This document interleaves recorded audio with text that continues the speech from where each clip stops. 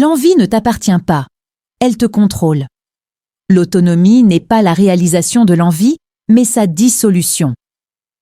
L'envie est affichée comme une énergie, mais c'est une illusion, une tromperie. L'environnement t'a appris que vouloir, c'est exister. Que plus tu veux, plus tu te sens en vie. Pourtant, en vérité, chaque envie agit comme une attache mentale.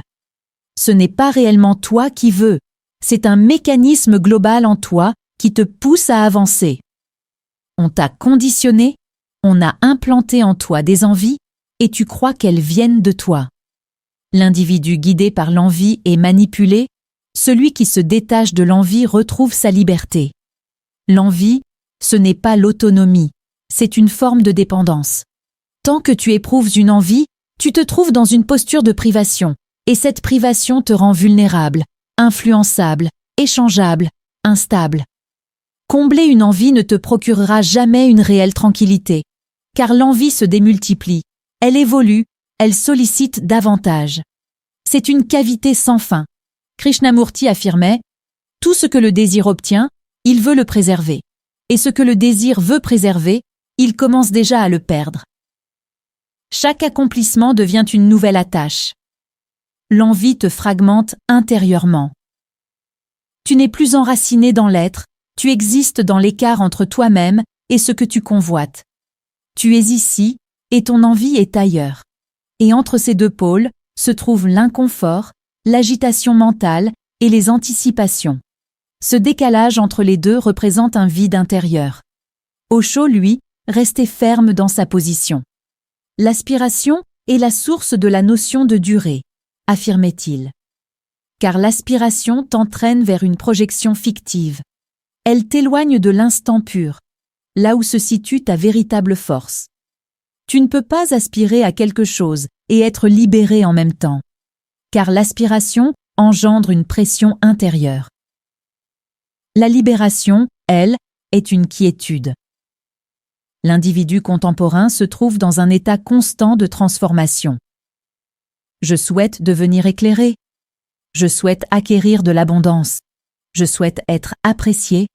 Je souhaite être visible.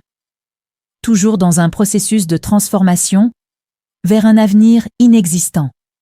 Cette transformation est un simple mirage. Qui es-tu dans l'instant actuel? Voilà la véritable interrogation. Tu ne deviendras jamais ce que tu poursuis. Tu incarnes ce que tu es déjà. L'être accompli n'aspire à rien. Il incarne déjà la totalité. Il ne te manque rien de ce que tu crois rechercher. Tu es absent à ce que tu incarnes déjà. La dissolution de l'élan, ce n'est pas une fin. C'est une redécouverte de ton autonomie. Lorsque tu neutralises l'élan, tu ne plonges pas dans l'apathie. Tu entres dans une forme de complétude profonde. Tu es comblé, tranquille, inaltérable. L'univers poursuit son mouvement. Les éléments du désir subsistent, mais toi, tu ne les recherches plus de façon irréfléchie. Et c'est précisément à ce moment-là que tout ce qui résonne avec toi se manifeste. Tout ce qui est destiné à ton avancement se présente naturellement, sans gaspillage de ressources, sans opposition, sans confrontation. Maître Eckhart disait « Le détachement est la seule vraie richesse ». Le système du désir représente la plus influente croyance contemporaine. L'image, la formation, les relations sentimentales. Tout effort pour enflammer en toi la flamme du besoin. Car un individu qui aspire est manipulable à souhait. On en fait ce qu'on désire. Tu le maintiens avec une promesse d'un avenir, d'un futur, supposément favorable. Demain ne sera pas plus radieux. Il faut cesser d'écouter ces personnes qui vous assurent que demain ça ira mieux. Cela n'ira pas mieux si tu ne modifies pas ta situation aujourd'hui. Un être sans aspiration n'est plus contrôlable. Il devient une exception pour le système. Un électron indépendant, un souverain. Tout est déjà déterminé dans ton schéma vibratoire d'âme.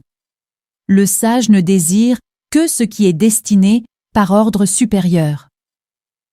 Platon enseignait que le véritable désir n'est pas une volonté personnelle. C'est une résonance intérieure avec ce que l'âme éternelle sait être juste. Ils ne veulent pas que tu t'éveilles. Abonnez-vous si vous refusez de rester endormi. Éveillez-vous spirituellement.